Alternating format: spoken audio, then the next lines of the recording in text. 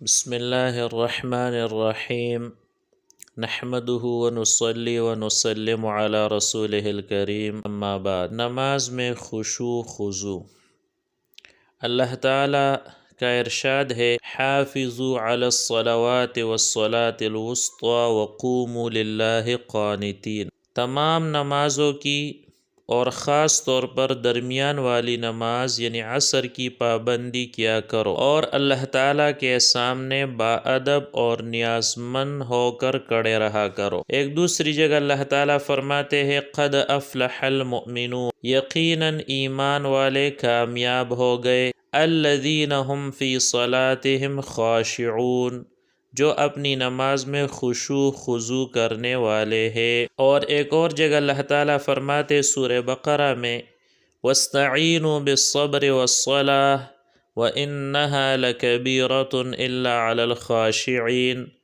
صبر اور نماز کے ذریعے سے مدد حاصل کیا کرو، بے شک نماز دشوار ضرور ہے مگر جن کے دلوں میں خشوع ہے ان پر کچھ بھی دشوار نہیں۔ نبی کریم صلی اللہ علیہ وسلم نے ارشاد فرمایا صلوا کما رأیتمونی اصلی، اس طرح نماز پڑھو جیسے تم مجھے نماز پڑھتے دیکھو۔ اس حدیث پاک میں آپ صلی اللہ علیہ وسلم نے فرمایا کہ جس طرح میں نماز پڑھتا ہوں مجھے دیکھ کر تم بھی ایسے ہی نماز پڑھا کرو۔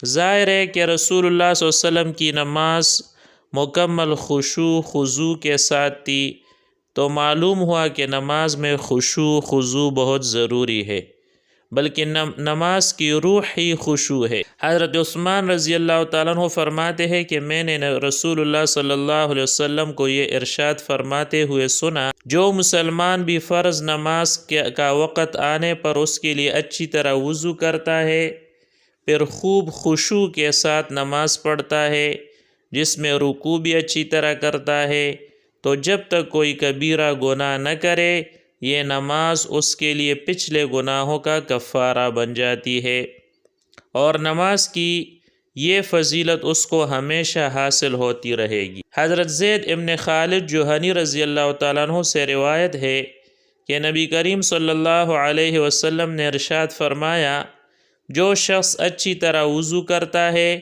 پھر 2 رکعت اس طرح پڑھتا ہے کہ اس میں کچھ بولتا نہیں، یعنی اللہ تعالیٰ کی طرف پوری طرح متوجہ رہتا ہے، تو اس کے پچھلے سارے گناہ معاف ہو جاتے ہیں۔ حضرت عقبہ ابن عامر جوہنی رضی اللہ تعالیٰ عنہ سے روایت ہے کہ رسول اللہ صلی اللہ علیہ وسلم نے ارشاد فرمایا جو شخص بھی اچھی طرح وضو کرتا ہے پھر 2 رکعتیں اس طرح پڑھتا ہے کہ دل میں نماز کی طرف متوجہ رہے اور اعضاء میں بھی سکون ہو، تو اس کے لیے یقیناً جنت واجب ہو جاتی ہے۔ حضرت مغیرہ رضی اللہ تعالیٰ عنہ فرماتے ہیں کہ نبی کریم صلی اللہ علیہ وسلم یعنی نماز میں اتنا لمبا قیام فرماتے کہ آپ صلی اللہ علیہ وسلم کے پاؤں مبارک پر ورم آ جاتا۔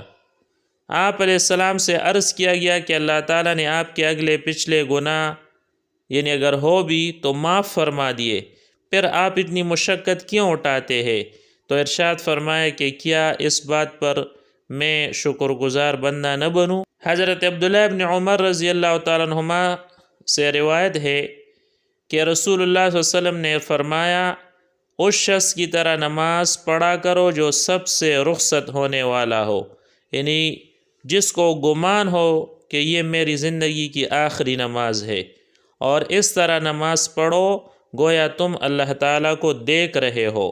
اگر یہ حالت پیدا نہ ہو سکے تو کم از کم یہ کیفیت ضرور پیدا کرو کہ اللہ تعالیٰ تمہیں دیکھ رہے ہیں۔ حضرات صحابہ کرام رضی اللہ عنہم نماز میں اس قدر خشوع و خضوع کا اہتمام فرماتے تھے کہ بعض صحابہ کے بارے میں آتا ہے کہ جب ان کو دشمن کی طرف سے تیر لگتے تو تیر نہ نکال سکتے، مگر جب وہ نماز میں کھڑے ہوتے تو تیر نکالے جاتے، ان کو پتہ تک نہیں چلتا، جس سے ان کی نماز میں خشوع خضوع کا پتہ چلتا ہے کہ نماز کس قدر وہ نماز کا اہتمام فرماتے تھے۔ حضرت فاطمہ الزہرا رضی اللہ تعالیٰ عنہ کے متعلق کتابوں میں لکھا ہے کہ رات 2 رکعت نماز پہ کڑی ہو گئی اور قرآن پڑھنا شروع کر دیا۔ جب صبح اذانوں کا وقت ہو گیا تو من الجنۃ والناس پہ قرآن ختم ہو گیا۔ پھر کہنے لگی کہ اوہو یہ راتیں کتنی چھوٹی ہو گئی کہ میں نے ابھی تک صرف 2 ہی رکعتیں پڑھی ہے۔ ان کو نماز میں اتنا مزہ آتا تھا۔ حضرت علی رضی اللہ تعالیٰ عنہ کے متعلق نقل کیا گیا ہے کہ جب نماز کا وقت آتا تو چہرے کا رنگ ہی بدل جاتا۔ کسی نے پوچھا تو ارشاد فرمایا کہ امانت کے ادا کرنے کا وقت ہے، اس لیے یہ حالت ہے۔ حضرت عبداللہ ابن عباس رضی اللہ تعالیٰ عنہما جب اذان کی آواز سنتے تو اس قدر روتے کہ چادر مبارک تر ہو جاتی۔ حضرت اویس قرنی رحمہ اللہ بعض مرتبہ رکوع کرتے اور تمام رات اسی حالت میں گزار دیتے۔ حضرت سعید ابن مسیب رحمہ اللہ کہتے ہیں کہ 20 سال کے عرصے میں کبھی ایسا نہیں ہوا ہے کہ اذان ہوئی ہو اور میں پہلے سے مسجد میں موجود نہ ہوں۔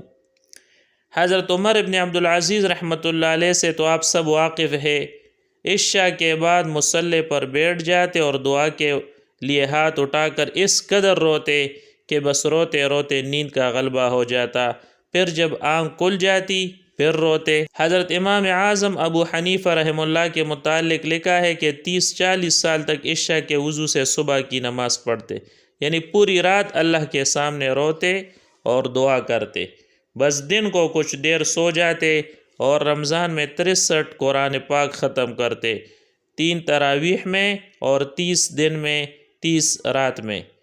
امام شافعی رحمہ اللہ کا معمول تھا کہ رمضان میں 60 قرآن پاک نماز میں پڑھتے۔ امام احمد ابن حنبل رحمہ اللہ 300 رکعت روزانہ پڑھتے۔ پھر جب آپ جیل میں کمزوری کی وجہ سے 150 پڑھتے، یہاں تک کہ آپ کا جنازہ جیل سے اٹھا۔ ان حضرات کو نماز میں اس قدر لطف آتا۔ اللہ تعالی ہم کو بھی اس طرح کی نماز پڑھنے کی توفیق عطا فرمائے۔ ایک واقعہ لکھا ہے کہ ایک عورت خشوع خضوع کے ساتھ نماز میں مشغول تھی تو شیطان نے اس کی توجہ اللہ ہٹانے کی بڑی کوشش کی مگر ناکام رہا۔ جب شیطان اپنے اس حربے میں کامیاب نہ ہوا تو دوسرا حربہ استعمال کیا کہ اس کے ایک چھوٹے بچے کو تنور کی طرف لے گیا۔ پھر اس کی ماں جو نماز میں مشغول تھی اسے کہنے لگا کہ بچہ تمہارا تنور کے قریب پہنچ کر جلنے والا ہے، مگر وہ عورت نماز اور مناجات اللہ میں مشغول رہی اور کوئی توجہ نہ دی۔ بالآخر شیطان نے اس بچے کو جلتے تنور میں ڈال دیا۔ پھر آ کر اس کی ماں سے کہا کہ تمہارا معصوم بچہ تنور میں گر کر جلتے ہوئے راکھ ہو گیا ہے، مگر پھر بھی وہ نماز اور مناجات اللہ میں مشغول رہی۔ جب اطمینان کے ساتھ اپنی نماز مکمل کر کے تنور کے پاس آئی تو اپنے بچے کو تنور اور بھڑکتی ہوئی آگ میں کھیلتا ہوا پایا کہ آگ اس کا کچھ بھی نہیں کر سکی تھی۔ یہ دیکھ کر اللہ تعالیٰ کا شکر ادا کیا کہ اللہ تو ہی ہر چیز پر قادر ہے۔ اگر ہماری نماز بھی ایسی خشوع والی ہو تو پھر دیکھیے کہ ہمارے کام کیسے بنتے ہیں۔ اللہ تعالیٰ ہم سب کو اس طرح کی نماز پڑھنے کی توفیق عطا فرمائے۔ وآخر دعوانا ان الحمد للہ رب العالمین۔